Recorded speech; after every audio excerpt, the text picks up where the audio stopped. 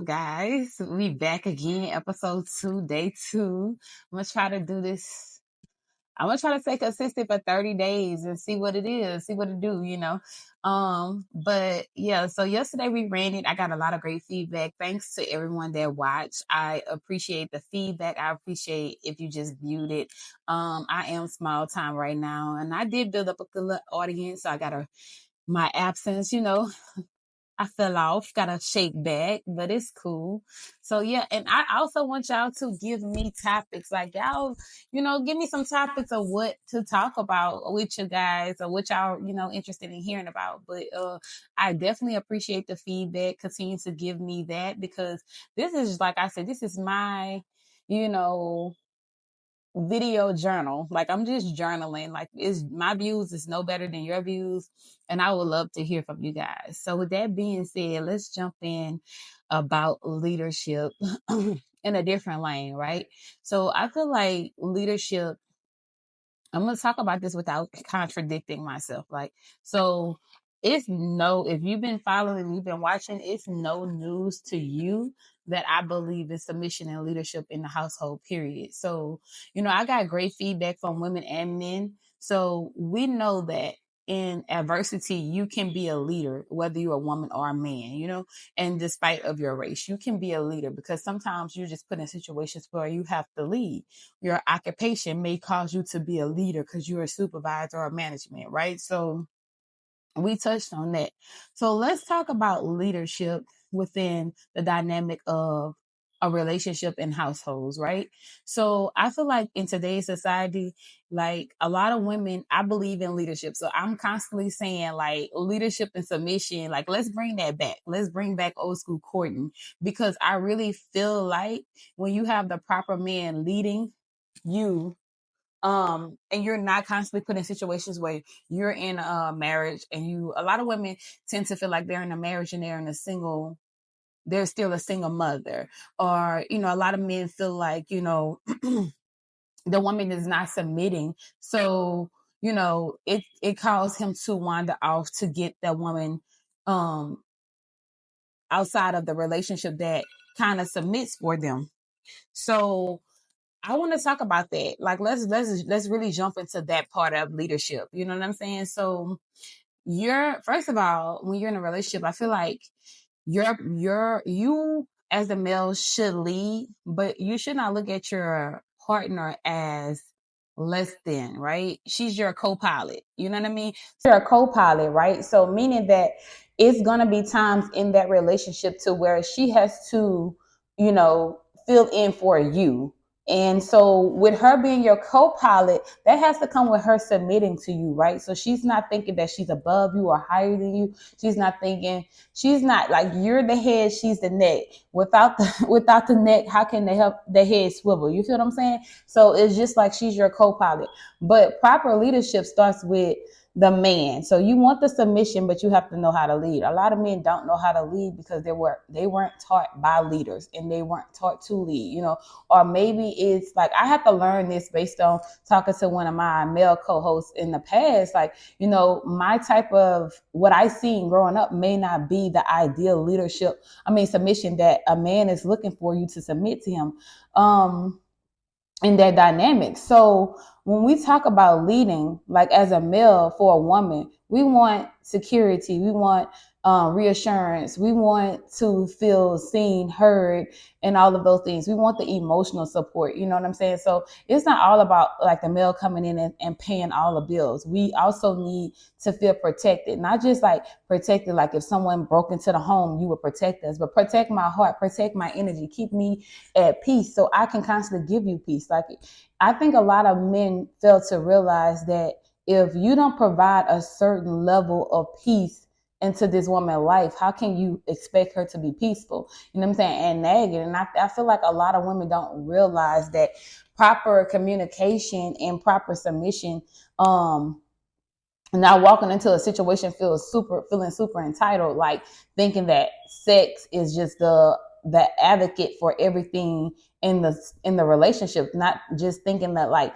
oh, his birthday is coming up, I'm going to provide, that for him as a gift, instead of paying attention to him and shooting his needs as well, trying to figure out like, oh, okay, he liked this. I remember last time they said he wanted these things, and actually giving him those things, because too many times as women, we try to give them the lesser end of the stick. They're human too. They're going into society, and they're dealing with a lot of things in life that when they come home, you're supposed to be their safe place too. So when it comes down to leadership submission, when you're being your person's co-partner, you have to provide a certain level of peace for the man too, because we always want to feel protected. We want them to protect our feelings. We want them to protect our energy and our essence and our peace. But also we have to do that in return to get the proper leadership. So, and when you speak into the proper leadership and being able to properly be led,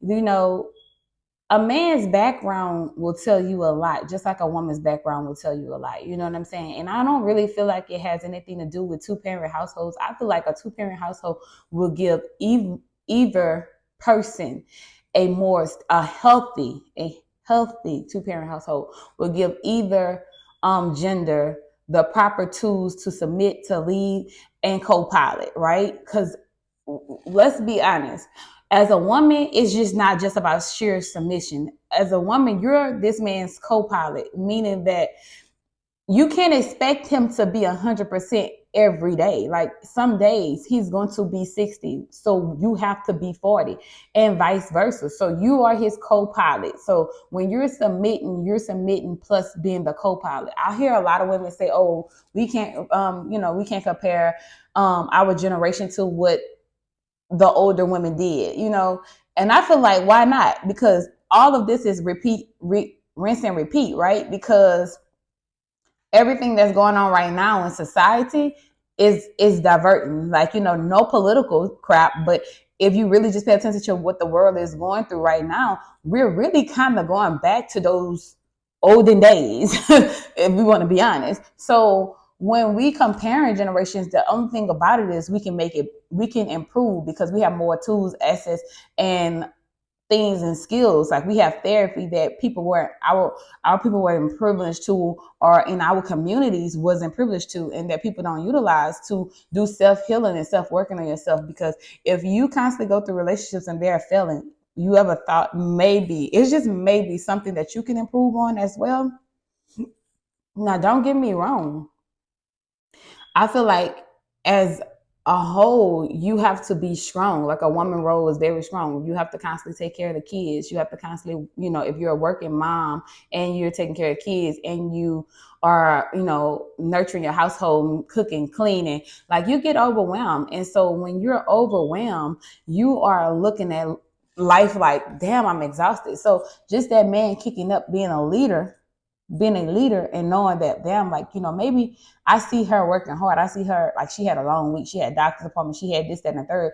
And kicking in and say, let me see what I can do to make her day today, because let's be honest too, a lot of males are put in work roles that keep them away from the household more than, or the job load, maybe depending on what the environment is of their job. They may have a job that require more hands, with them being hands on, you know what I mean? So with them being hands on, that means that what that would look like is their work day may be a little bit more hectic than yours if you're at the office or you are. And sometimes it's the woman workload, like she's working nonstop. So when you're a woman, I'm speaking as a mom, but I want to be able to not be just speak on people in my predicament, right? So when you're a woman, whether you're a mom yet or not, or you're just in a relationship, you have to nurture that man, because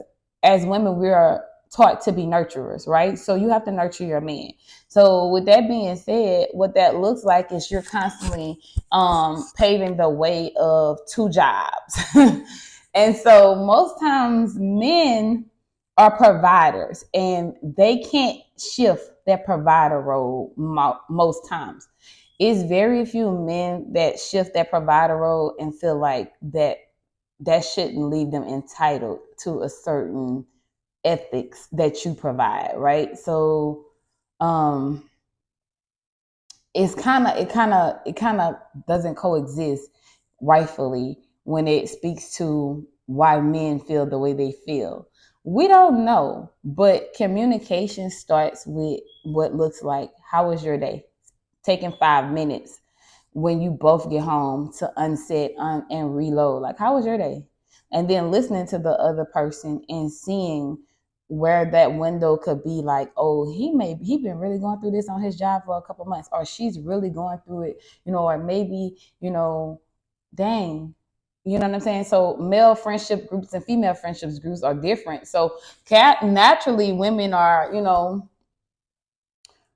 not getting most sound advice from the other from females, because we're all just emotional in a sense, which, don't get me wrong, that does not stop you from co-piloting, because guess what, the emotion part of it, most women are programmed to put that shit aside regardless of what, because you have to continue to go on, especially if you have little individuals looking up to you, you know what I'm saying, or just in the workplace, they already think you're sensitive and weak. So when you go into the workplace, you just like literally have to turn your emotions off and keep going. So what that looks like to leadership for a man is, maybe if he wasn't properly taught that, properly sitting down and getting to know your partner. Like, it's never too late to start this dynamic.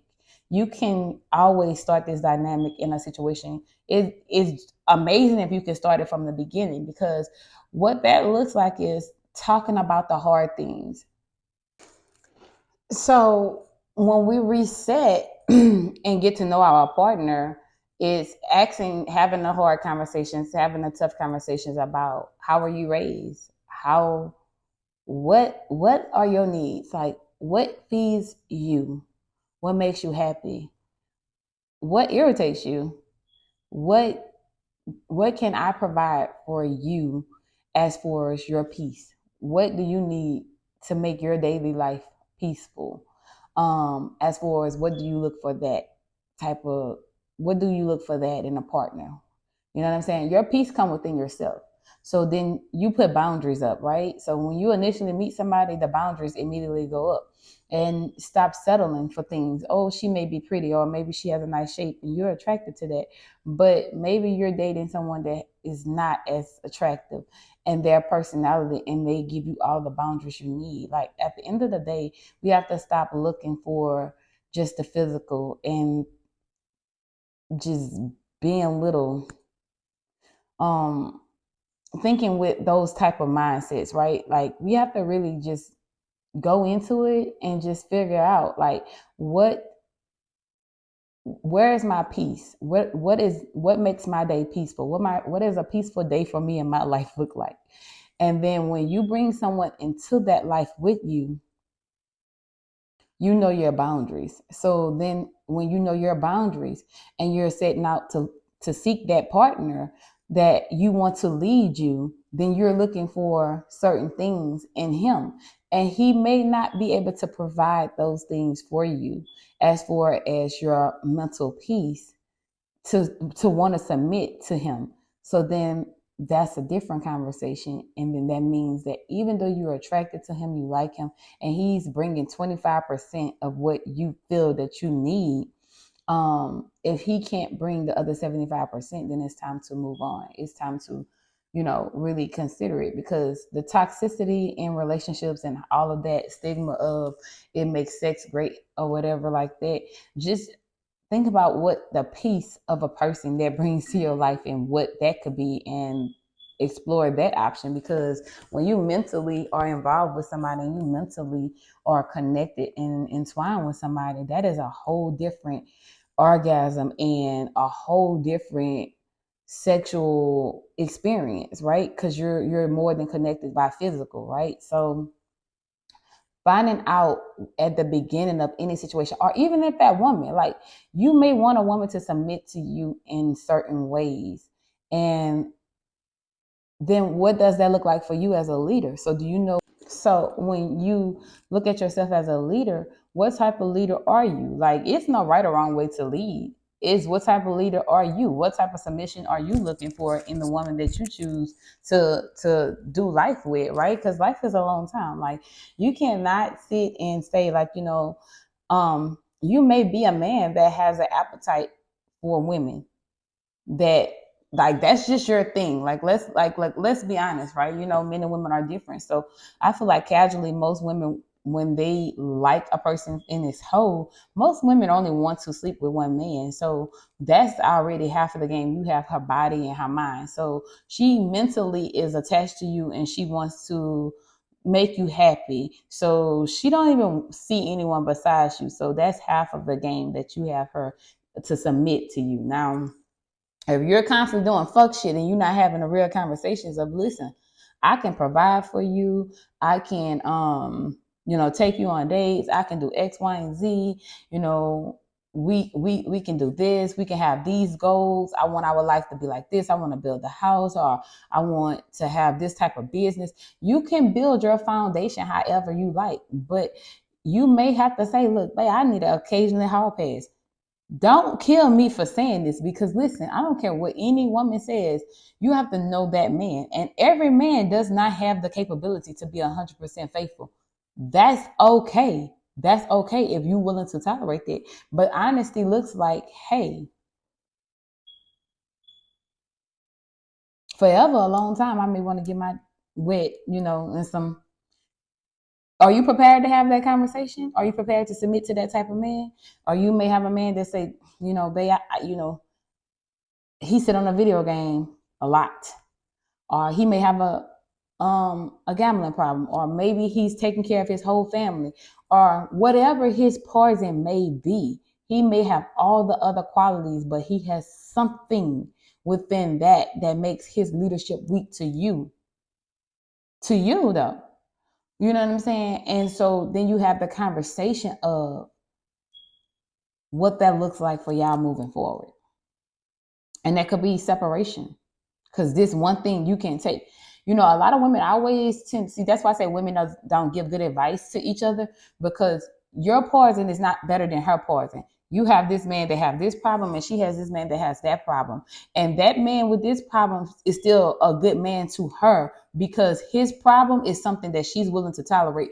And your problem is something that she wouldn't, and vice versa. So when it comes to men, like they don't do the judging of each other. Like that's your relationship. They may tell, oh man, probably you probably need to slow down. But because very much so, like everybody have their poison. You cannot like leadership doesn't come with looking perfect. Leadership come with adaptation. Like I spoke on yesterday, you adapt to life situations. So when you go in to do life with somebody, you're not going to be the perfect leader and you're not going to be the perfect submitter, or you're not going to be the perfect co-pilot to him. You know what I'm saying? That can be taught. That can be taught with proper communication and realistic expectations. Like, and fairness, you know what I'm saying? Like that man could be mentally had it up to here with a lot of shit and he's holding and suppressing a lot. And then most men want to be hard to their girls. They want to at least put off the image like that they are strong to you. And baby, we want y'all to be vulnerable to us. We want you to tell us the hard times or the hard things that you're going through so it can help us continue to be in our soft girl era with you, for you, and for ourselves. Because when you're holding this shit in and you're not willing to talk and communicate that, then how can we know? So now you probably are channeling it off in whatever your poison may be, whether it's women or gambling or drinking or, just hanging with the fellas, whatever it may be, you're doing that more so than you're communicating and saying, this is what I need. You know what I'm saying? Like, this is what I need. And the same for women. A lot of women, we tend to overtalk our positions and overtalk and over explain our feelings. He heard you the first time. He heard you. This is who he is. So now when you express this to him the first time and he doesn't make the change, now you need to start having a real conversation with yourself and see what that looked like for you. Because he heard you the first time. He may not be able to say, I can never. And sometimes men wait till like shit is just so awful and bad and say, I cannot give you what you're looking for. And it's not that you cannot give her what she's looking for. And sometimes you may mean that. But if you wait till shit is so awful in the situation, nobody can give nobody what they're looking for in reality. So now it's just a broken dynamic. So now it's just so much hurt, trauma. And it's probably best that you all just separate. But when you know your partner and you know who you're dealing with, you probably can bring that back in and then sit down and have the hard conversations is what makes you able to be a leader. The hard conversations is what make you a great leader. The hard conversations in the relationship is what make you a great leader, because the hard conversations is, I need you to throw it back a little bit more. I need you to tighten up this house a little bit more. I feel like you're letting yourself go a little bit. The hard conversations, for real, I need more help from you financially. The hard conversations. Submissions look like, I'm not satisfied either. I'm grateful for what you're doing. I'm grateful for all the efforts. But I do need these things because mentally I'm not happy. And then when you're not happy, you can't make nobody else happy. So submission start with having the hard conversations with yourself. You may be going through postpartum. You may be really just taking out a lot of frustration out on the man because you're frustrated as a whole with the kids, and then you're trying to still portray this good woman because everybody wants to continue to portray this good woman. When you're not at peace with yourself, you can't be good to anybody. Not even if you're not at peace with yourself and you're not good with you, how can you be good to him? So you're reflecting this negative impact and you don't even realize it because you're not good with you. So how can you be good with him? And that, like, you can't submit to that man under that mindset. So you're really not happy, and whatever is making you unhappy, it's therapy, it's talking to the partner, it's really letting him know, like, I can't submit to you because you have done this, or I can't submit to this because I'm not happy in these areas in the relationship, and then move from there. But I do feel like submission and leadership, it can exist in our day and time. Like, leadership is really making the best of whatever circumstances you have.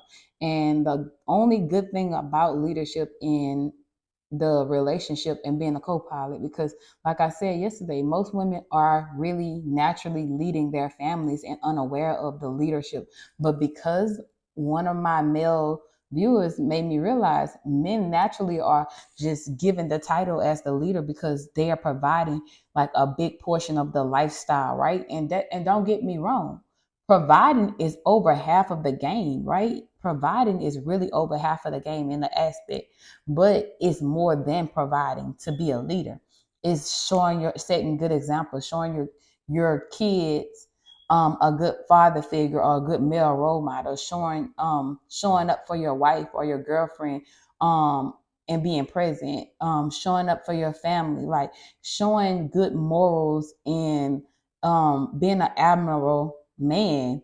It makes you a great leader. It also looks like you knowing who you are as a man, and you knowing your strengths and your weaknesses, and you know what you will and won't accept for your own life. Like, a lot of men are unhappy. They're unhappy in relationships and they just feel obligated because of kids or because of years, or that's not making you happy. It's not making you happy. So then you have to have the real conversation of what your happiness look like.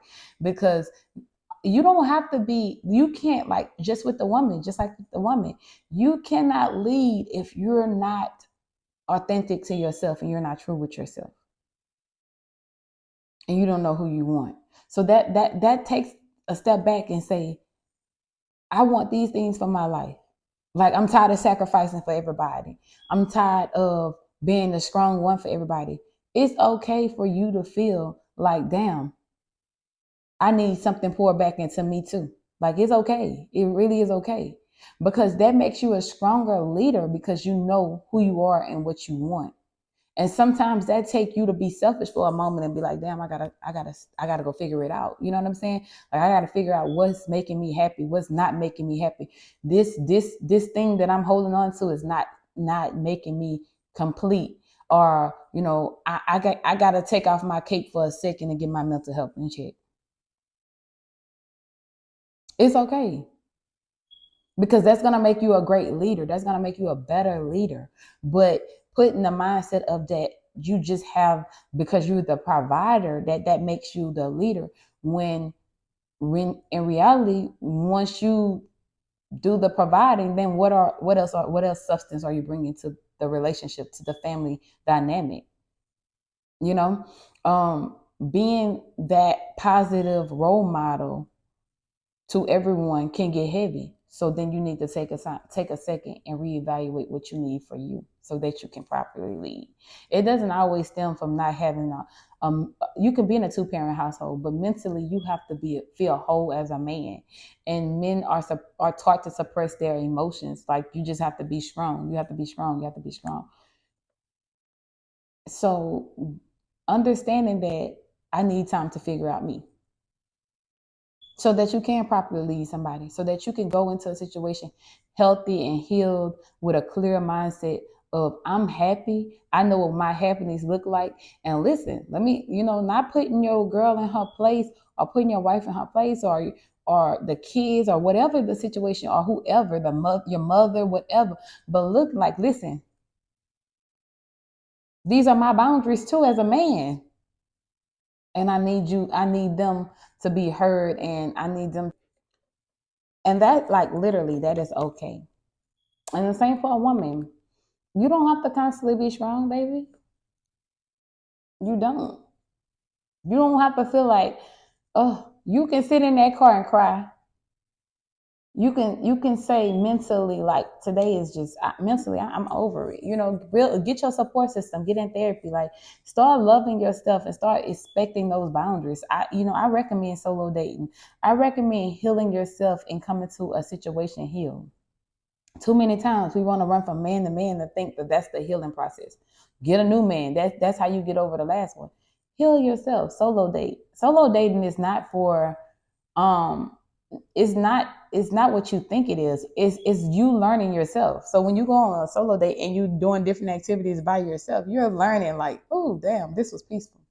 Oh damn, yeah, this part of it may be lonely, but you're learning your boundaries. You're learning a lot about yourself as you do the solo dating process.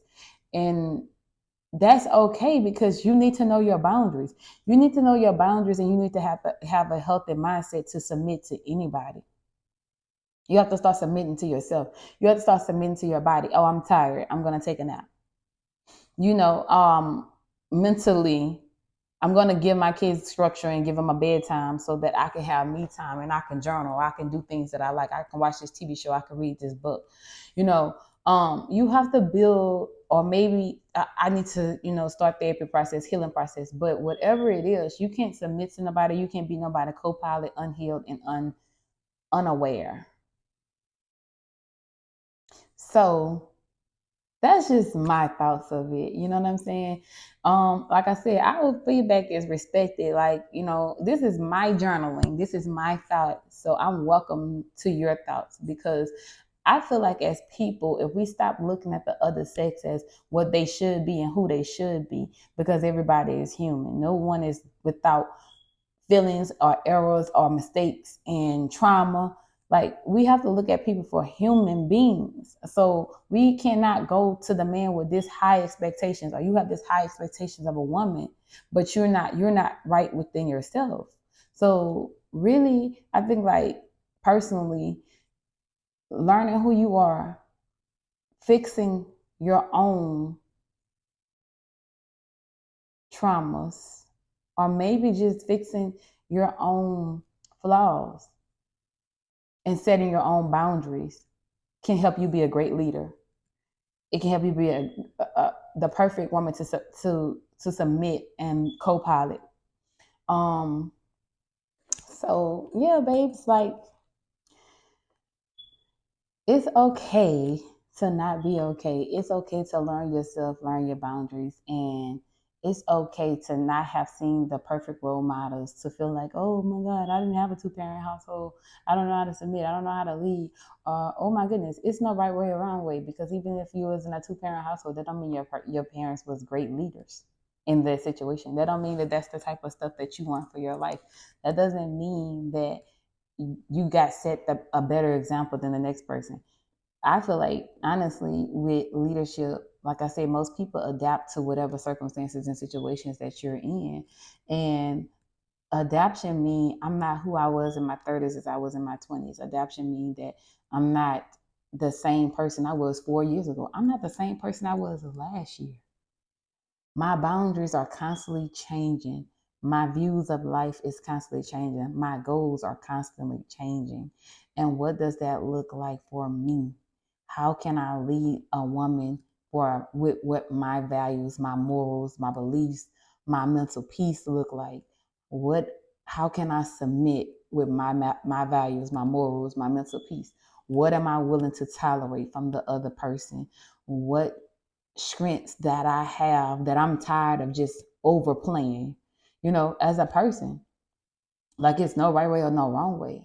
It's just communication and figuring it out for what you desire for your life. Because leadership look a lot of different ways. And you don't, as a man, like, get your co-pilot. Don't always think that you're a leader. We want you to lead, but you need a co-pilot, because you can't be 100% every damn day. But we need leaders too, because we don't want to be 100% every damn day. You know? So those are my thoughts. This is my journaling / podcasting for day 2. Y'all fuck with me. Tell me what y'all thought. This was E.